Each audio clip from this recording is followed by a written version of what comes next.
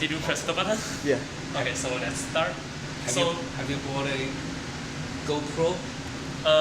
No, but I plan to buy one. So there are several parts of this demonstration. The first one is to prepare the sample. And actually, so to prepare the sample, we should first grind it. Do I need to grind it to show or just by saying? No. I think we know how to grind. Okay. So we just grind it and weigh 1 gram of the sample and put them into a vial. I will just let me weigh.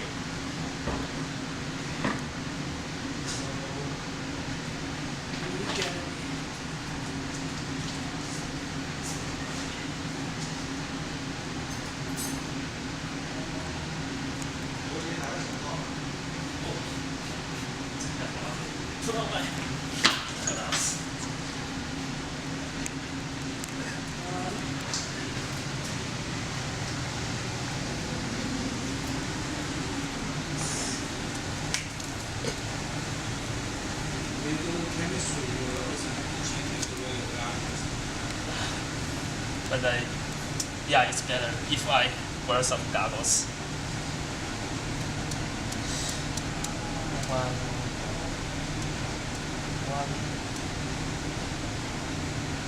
Oh, it should be 0.1 gram. I made a mistake.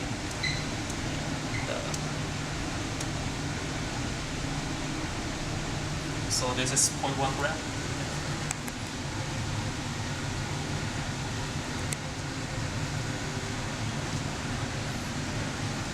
And I'll put it here. So this is 1 gram of this.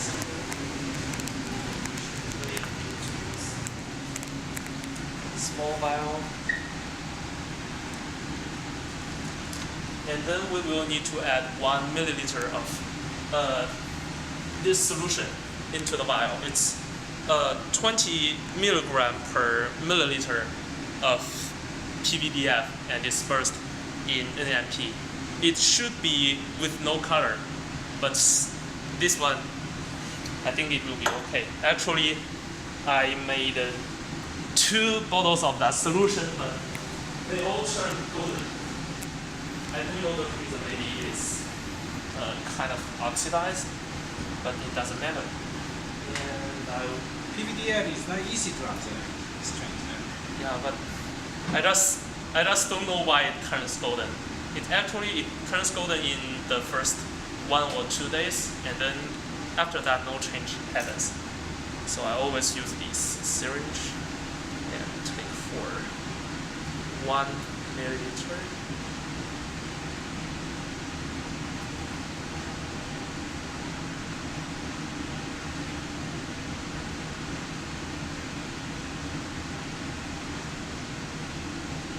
Actually, it will be better if we use a pipette, but I think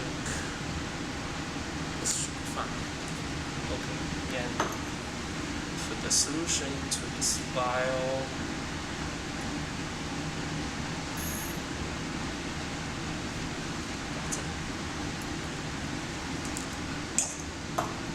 And then we should supersonicate this for 30 minutes, just leave it in there. 30 minutes. Yeah, and be sure that you keep this bottom of the vial into the water so that the sample can be totally dispersed. Just like this, you can take a photo. Yeah, and for 30 minutes, and then we can leave it here.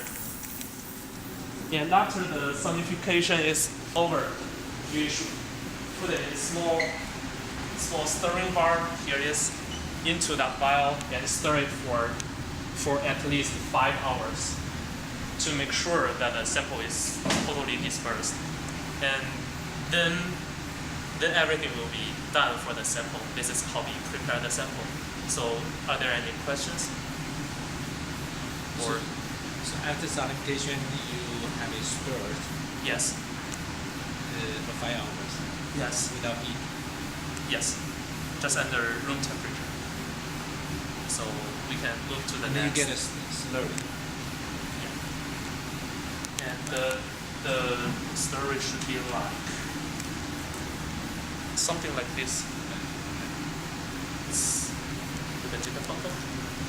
So you put a very small stirrer inside and then put it under a magnetic stirrer. Yes. And this is how we prepare the sample, and then it's how to prepare the foam nickel.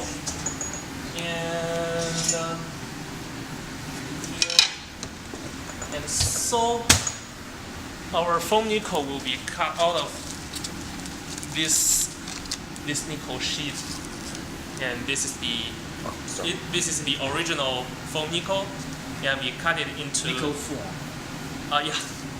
Nickel foam, and we cut it into many 4 centimeters by 4.5 centimeters small nickel foams, and we clean it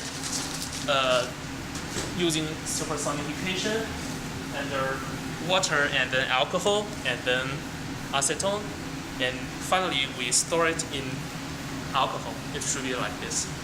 These are the 4 centimeter by 4.5 centimeters nickel foam. Yeah. And we just get one out and dry it.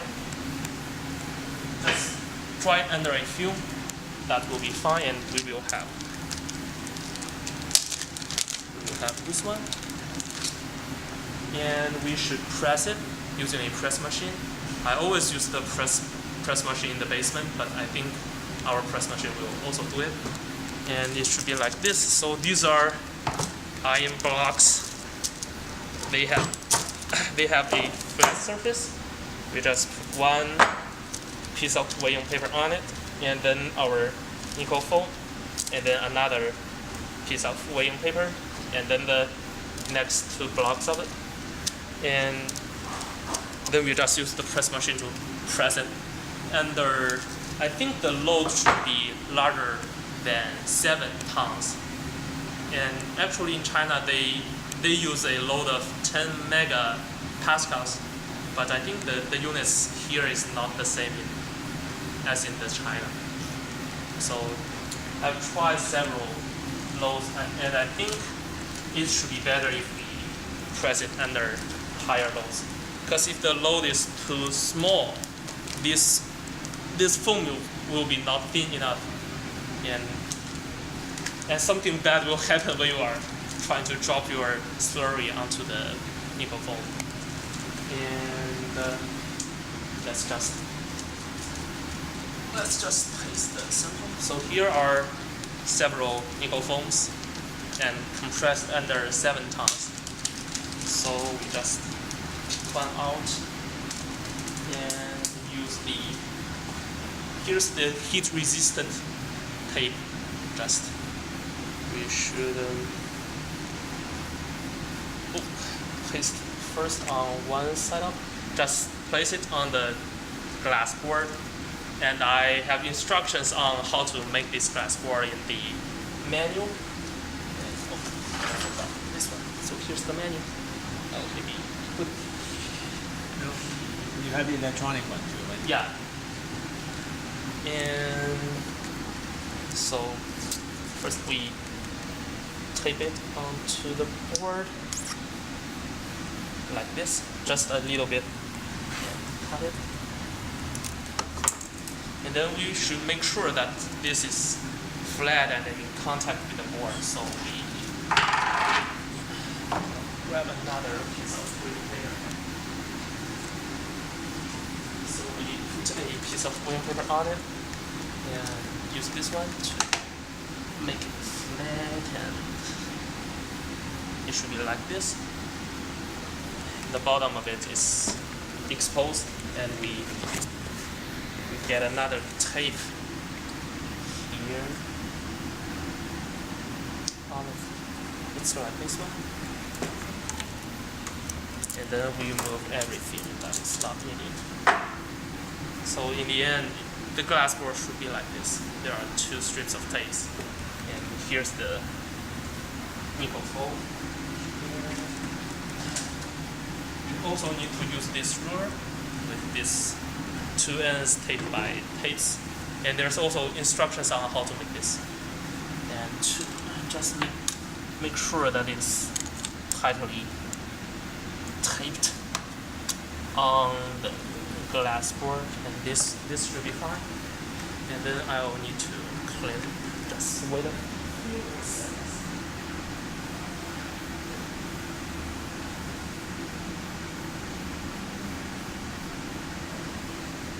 So we better clean this ruler using alcohol because they evaporate very fast. And so here's our ruler, and here's, I will grab a. Sorry.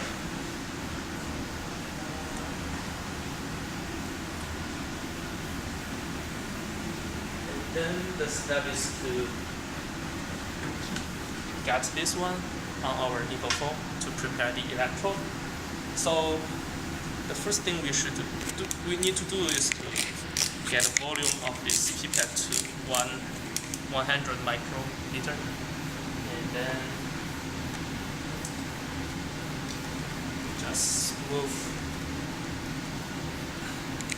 100 microliter of our sample onto this foam, and we should start from the bottom, from one side all the way to another side.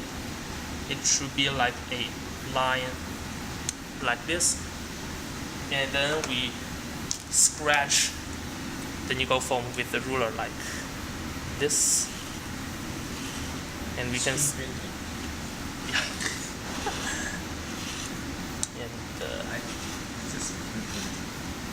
And to spread out the sample.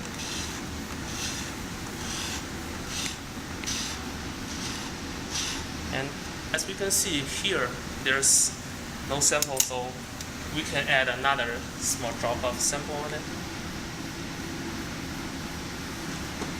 Although I'd rather not do this, but the sample should be as homogeneously spread as possible. And oh, I forgot one thing. What a mistake. So before we get this nickel foam on the glass board, we will have to weigh its weight. We will have to know its weight, but I forgot to do that. Weight nickel foam. Yes. But all the nickel foam will cut in the same way, so you know exactly how much you weigh. No, Almost. actually. Almost, yeah. Yeah, we just, because the area average should be identical. yeah. But we better weigh it before we. The difference will be tiny. So, and as we can see here, we have excess sample, but the best one should be like this. So the end will be like in a line, and there will be no excess. Yeah. And don't forget to clean it. Clean the ruler after use, but I'll just leave it here. And then our sample is prepared. It should be like this. And this one is a prepared sample I made last Friday. And so after that, we just put this glass into this oven and heat it up at 110 Celsius degree for maybe 1 day or 2 days to make sure that the NP on this film is totally evaporated. And then we just pick it out and I'll do this. Grab out all the tips.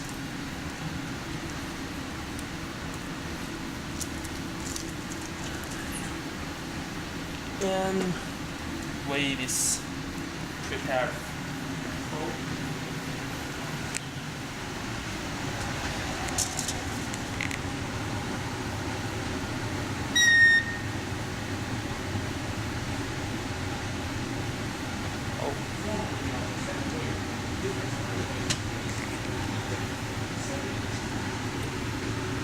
And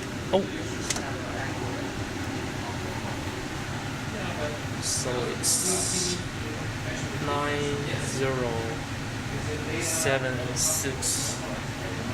It's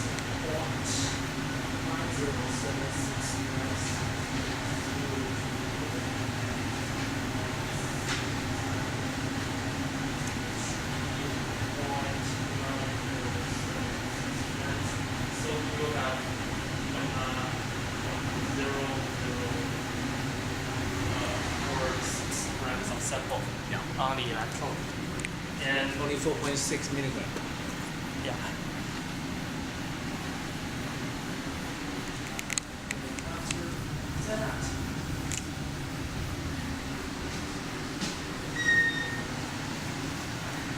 You can see that here at the bottom of this foam there are no samples, so we will cut it out. Just cut it. And so here's our prepared electrode. And after all this, we will need to cut it into like 1 centimeter by around 4 centimeter strip.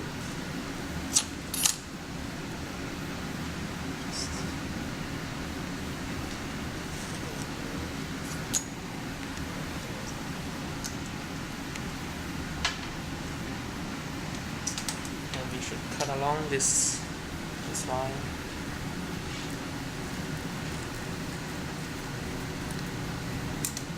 So this is the electrode we will be using.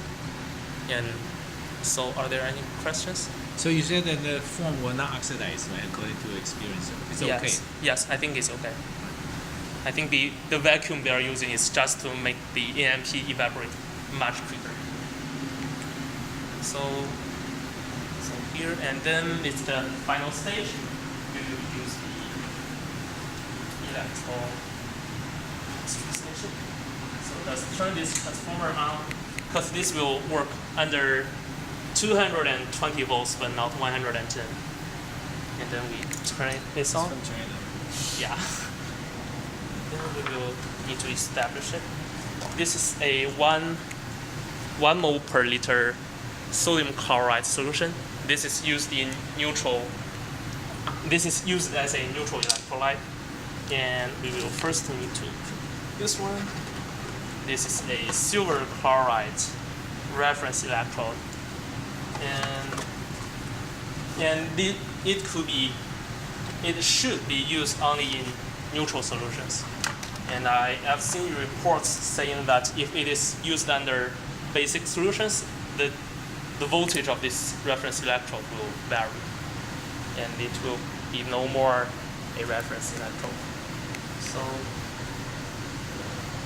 at here, and then we will need to wash it.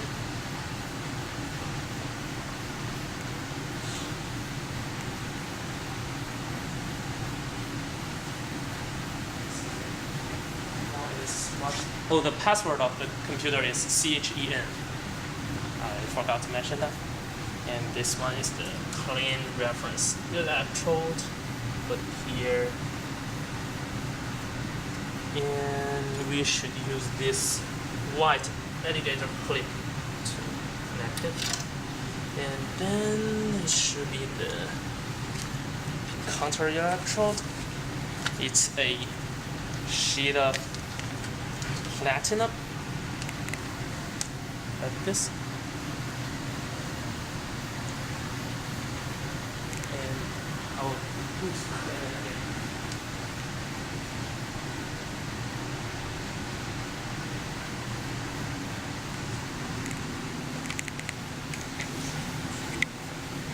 Just make sure the audio mode is on, right? I think it's on. Okay, the red button. And then this one should be connected to the rack.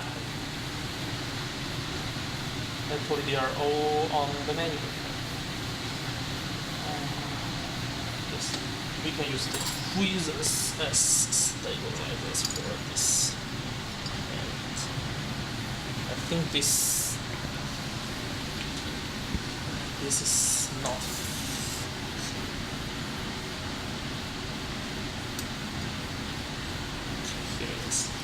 And then our electrode, turn this one. We will need to measure 2 centimeters of the electrode on this. So 2 centimeters should be here. And we will need to mark it. And then we should wash it again.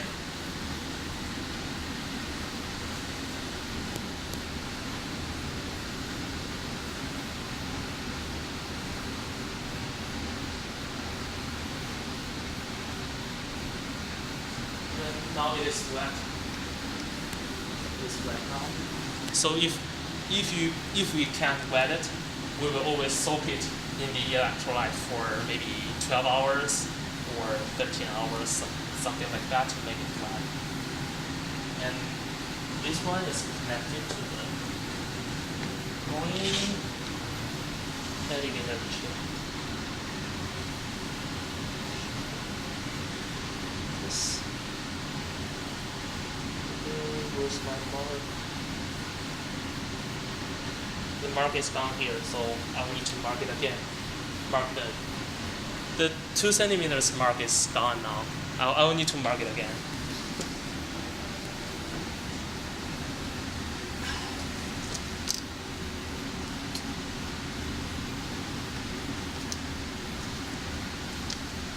So now it's the little silver line here. This. We will need to soak 2 centimeters of this electrode into the electrolyte. So keep that in the water up to 2 centimeters, right? Yes. It's pretty hard to do. I think it's more than 2 centimeters to adjust it. I think this should be fine. Just use tweezers as supporters for this place. And so then the electrochemistry station is now connected and we can run the software. And the software is this one. You can go here. Oh, okay. It's the CHI660e. And after run it. First, we should do setup hardware test to test if everything is working fine, and they will. Where's the CD for this? I got the. Let me check. Here, Okay. we have a whole folder for it. Okay. This is the driver file needed for this. And I didn't get it. And I will copy the file here. And after first run, maybe it will show that it cannot open COM port or something like that. If that happens, we should run setup. I think this should be system and change this one. Change the option for the communication port. And on some port, it will get this one connected. We'll just need to check if COM1 doesn't work, then we will need to use COM2. If it doesn't work, we will change to COM3, and just like that. So now the hardware test says that everything is okay. It just popped out a window. And then we should first run the cyclic photometry. It's the CV curve of the electrode. Just press OK. Press this one, technique, and then OK. And this button is for the parameters. This is the initial voltage. The high voltage, we should change the high voltage and low voltage according to the curve, and we will, let's see, like the high should be 0.6, low, let's say -1. And this initial scan polarity, I always use positive, but I think negative will be fine. The scan rates, in the experiments, we will need to change the scan rates. Now it's 0.1, we will need to check 0.0025 and several rates. And the sweep segments we will need to set to 50. And we will not need to change these two parameters, and we will need to change this. The sensitivity, actually, for a scale rate as 0.1, the sensitivity will always be 110 to the minus 3. Say there 0.001, and we press OK, and then press this button to run. Let's see. I think the curve will be pretty frustrating. Yeah. So if the current goes up very quickly, then it means that the sodium chloride is decomposing. Or to say we are generating hydrogen gases and chlorine gases. Yeah, water splitting. Yeah. And so this is not preferable. So this means that 0.6 is too high. We will need to change the high voltage, say to perhaps 0.2. And then we press stop, and 0.2.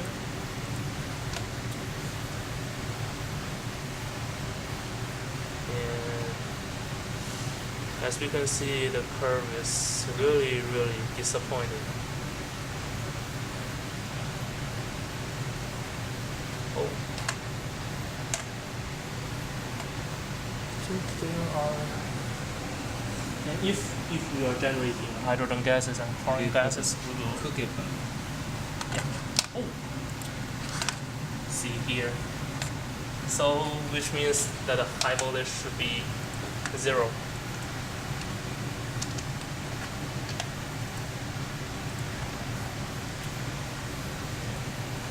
And as we all can see,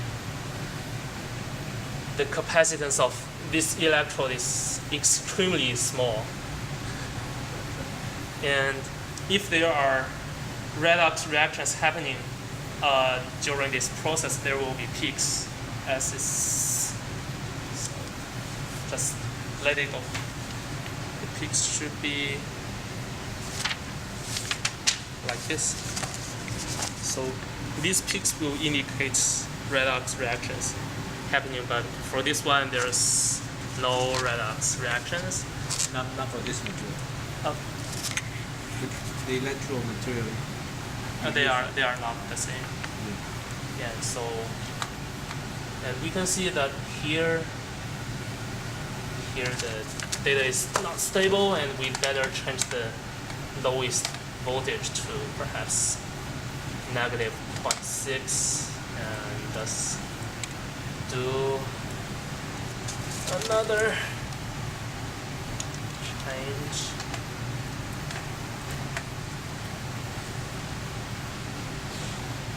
And then we will need to run the CV test at 0.1 voltage per second for 50 segments. It is to activate the electrode. And you can see it is running, and the data is pretty stable. And the way to calculate the capacitance of this electrode is noted here. So from the CV curve, we should calculate the integrated area of this curve. It's inside this one. We just calculate this area and divide it by 2, and then the scan rate here it is 0.1 volt per second, and then this is the mass of the sample on the electrode. And then the operating window, which is for this one, it's from 0.6 volts. So then we will calculate the specific capacitance of this one. And generally we will make tests under like 0.05 and then 0.025 volt per second, and we will get its capacitance under different scan rates, and we can plot that. And that's how we use the cyclic photometry to test the capacitance of the electrode. And I think we can stop it and then go to the next one. And this is the CV curve. And then the second test. What do you mean by to run 50 times to activate it? What do you mean by activate? Let me see. I think it's just to get the whole system into a relatively stable status. So maybe there will be small bubbles on the electrode, and run for 50 times will get those bubbles out. And then this one, chronal potentiometry. And so here's the parameters. This one we should use. Let me think about how to say it. So under this experiment, we will need to use different currents, and the currents are decided according to the mass of the sample. Say maybe if we have like 0.004 grams of mass on the sample, and we do the test under 1 ampere per gram, then we should enter the current like 0.004 ampere.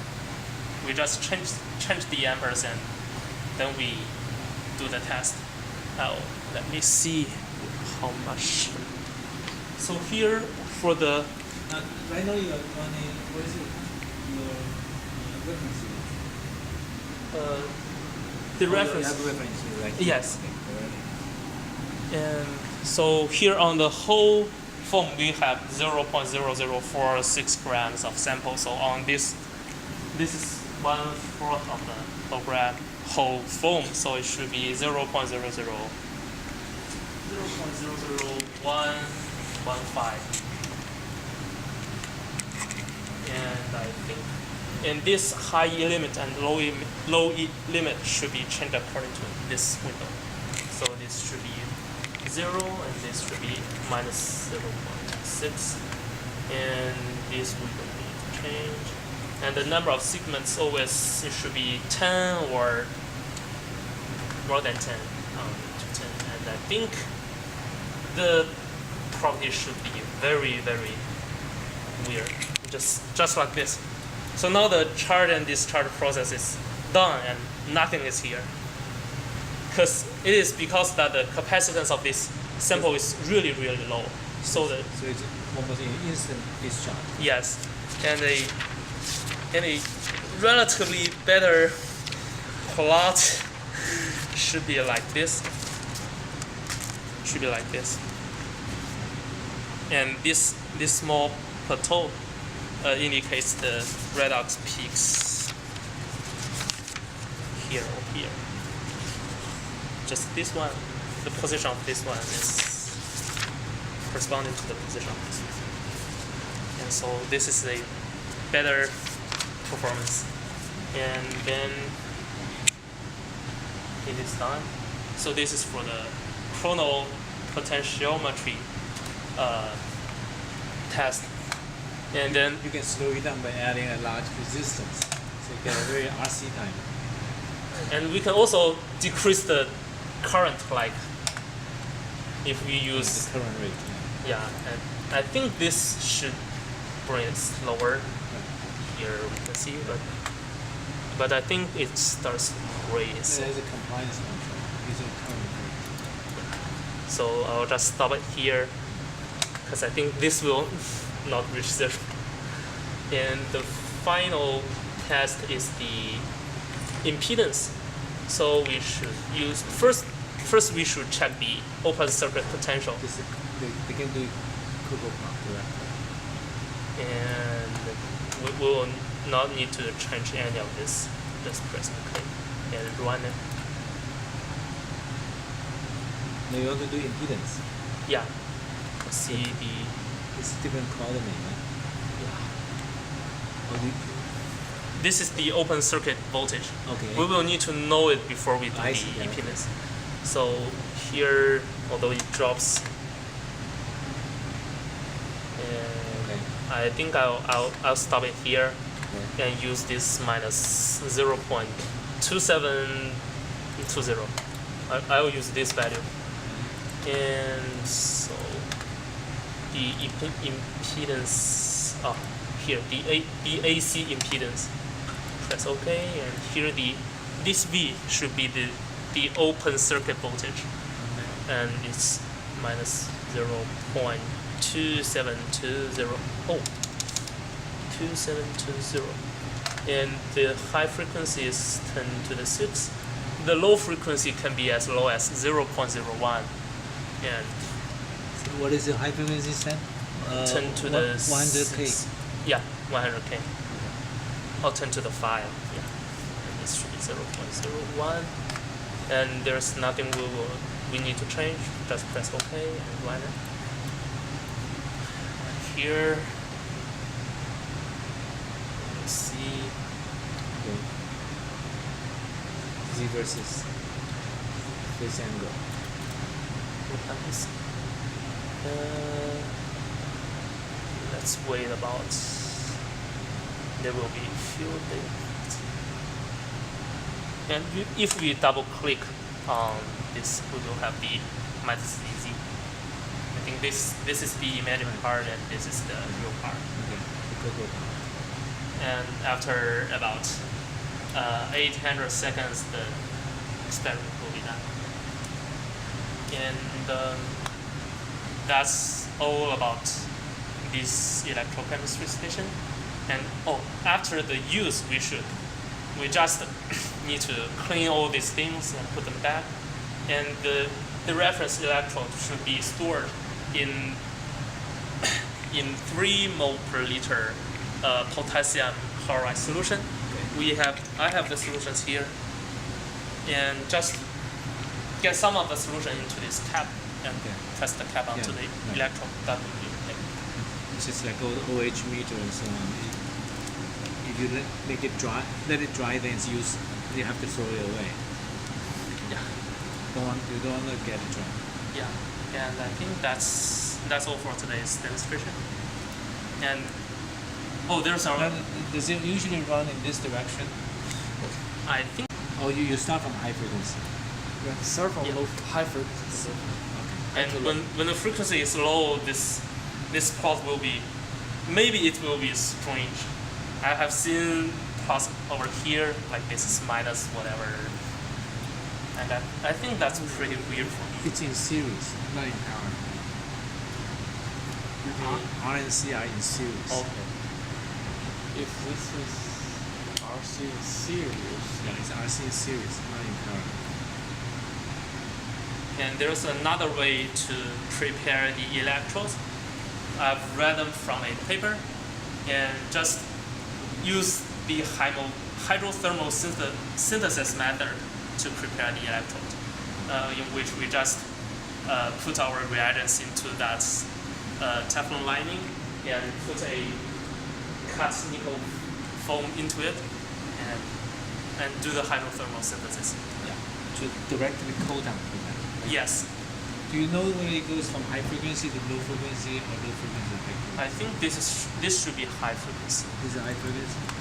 because the data plots are going from here to here. So it's a high frequency to low frequency? Yes. Okay. And that's all for my demonstration. Okay. So are there any questions? For 2 electrode tests, how is the arrangement different? I think if you want to do the two electrode test, you just do not need to connect that reference electrode. And that's it? I think so, but notice here we have the 3 electrodes, so maybe I think this should be fine, or I think I didn't find any. Can I stop it? Sure. Let's check if we have some parameters here. No. Then I think we'll just. So it's able to run 3 type of tests: CV test and the discharge test, and then the third one is impedance test. Right? Yeah, and I think it can do all all these tests. They can but do other things too, as well. Yes. You only use the 3. Yes. Okay. yes, I just use this CV and this. So, but it has all the other functions. Yes. So what's the voltage applied for this initial Oh, test? This it's is the small. it is the open circuit voltage. No. Ask the AC. What is the AC Oh. voltage amplitude? Must be small. Here, Okay. 0.005. Do you have a bias in addition to the AC? is also big. Okay. Open circuit. Yes. It's a DC command.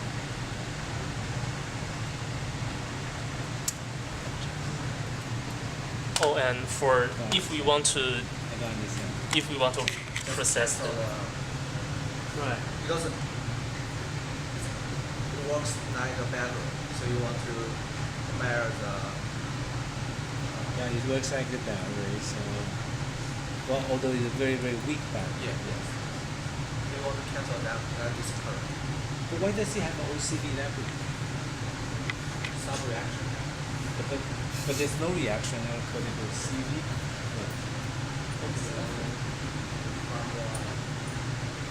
I don't know.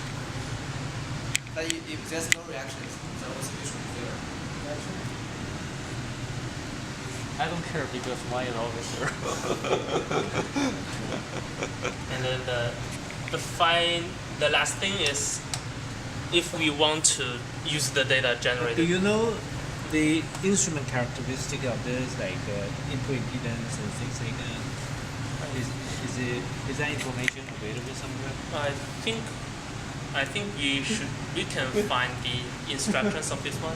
Yeah. Maybe there will be something like that. Let me check. Is there instruction I have from the manufacturer? I think I have a Chinese version of the instruction. Let me check. From the manufacturer.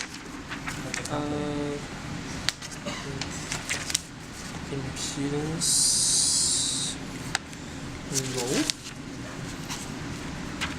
No. You run 3 tests. Measure the voltage. I think there's no impedance. Measure the current and you scan the voltage. The measure Process, graphics, setup control. function of time as you fix the I think there's no impedance. as you fix the current. These charts. You let Yeah, it has a input impedance 10 to the 12 ohm.